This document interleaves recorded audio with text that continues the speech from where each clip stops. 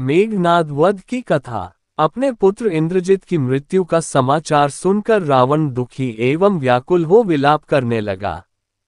फिर पुत्रवध के प्रतिशोध की ज्वाला ने उसे अत्यंत क्रुद्ध कर दिया। वह राक्षसों को एकत्रित कर बोला, हे निशाचरों, मैंने घोर तपस्या करके ब्रह्माजी से अद्भुत कवच प्राप्त किया है। उसके कारण मुझे कभी कोई देवता या राक्षस पराजित नहीं कर सकता। देवासुर संग्राम में प्रसन्न होकर ब्रह्माजी ने मुझे बाण सहित विशाल धनुष भी दिया है। आज मैं उसी धनुष से राम लक्ष्मण का वध करूंगा। मेरे पुत्र मेघनाद ने वानरों को भ्रम में डालने के लिए माया की सीता बनाकर उसका वध किया था, परंतु मैं आज वास्तव में सीता का वध करके उस झूठ को सत्य कर दिखाऊंगा। इतना कहकर वह चमचमाती हुई तलवार लेकर सीता को मारने के लिए अशोकवाटिका में जा पहुंचा। रावण को यह नीच कर्म करने के लिए तैयार देखकर रावण के एक विद्वान और सुशील मंत्री सुपार्श्व ने उसे रोकते हुए कहा, महाराज दशग्रीव, आप प्रकांड पंडित और वेद शास्त्रों के ज्ञाता हैं। क्रोध के वशीभूत होकर आप सीता की हत्या क्यों करना चाहते हैं? किंतु क्या क्रोध के कारण धर्म को भूलना उचित है? आप सदैव धैर्यपूर्वक कर्तव्य का पालन करते आए हैं, इसलिए यह अनुचित कार्य न करें और हमारे साथ चलकर रणभूमि में राम पर अपना क्रोध उतारें। मंत्री के वचन सुनकर रावण वापस अपने महल लौट गया।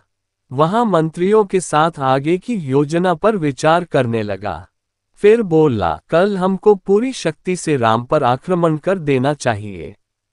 रावण की आज्ञा पाकर दूसरे दिन प्रातःकाल लंका के वीर राक्षस नाना प्रकार के अस्त्र शस्त्रों से सुसज्जित होकर वानर सेनाओं से जा भिड़े।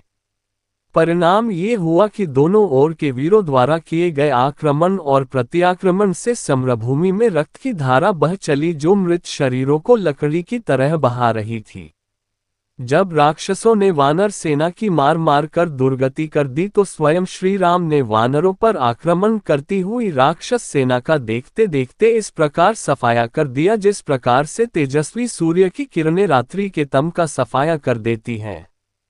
उन्होंने केवल आधे पहर में 10,000 रथों, 18,000 हाथियों, 14,000 अश्वारोही वीरों और 2 लाख पैदल सैनिकों को मार गिराया। जब लंका में इस भयानक संहार की सूचना पहुंची तो सारे नगर में हाहाकार मच गया। राक्षस नारियां अपने पिता, पति, पुत्र, भाई आदि का स्मरण कर करके भयानक क्रंदन करने लगी। रावण ने क्रोध, दुखी और शोकाकुल होकर महोदर, महापार्श्व और विरूपाक्ष को युद्ध करने के लिए बुला भेजा। उनके आने पर वह स्वयं भी करोड़ों सूर्यों के समान दीप्तिमान तथा 8 घोड़ों से सुसज्जित रथ पर बैठकर उन्हें साथ ले युद्ध करने को चला। उसके चलते ही मृदंग, पाह, शंख आदि नाना प्रकार के युद्धवाद्य बजने लगे। महापार्श्व, महोदर और विरूपाक्ष भी अपने अपने रथों पर सवार होकर उसके साथ चले। उस समय सूर्य की प्रभा फीकी पड़ गई। सब दिशाओं में अंधेरा छा गया। भयंकर पक्षी अशुभ बोली बोलने लगे। धरती कांपती सी प्रतीत होने लगी। ध्वज के अग्रभाग पर गिद्ध आकर बैठ गया। बाईं आंख फड़कने लगी।